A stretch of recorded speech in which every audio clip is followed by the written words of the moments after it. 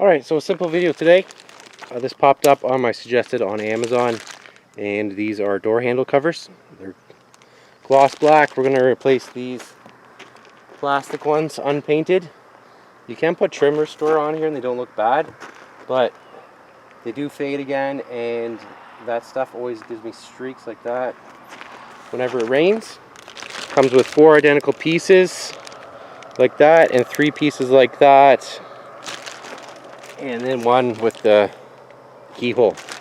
So here's our before shots, and these are really easy. I've got some rubbing alcohol and a paper towel. I'm just going to clean the front here, because that's all the tape goes on. So I figured I couldn't really go wrong for about $30 if I didn't like them later. And they just have one strip of tape like that, and they fit fairly nicely.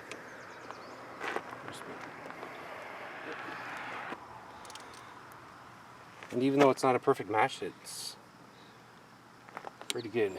Alright, here's her after. I think it looks way better. Back here you can't even tell, it's just a little cover.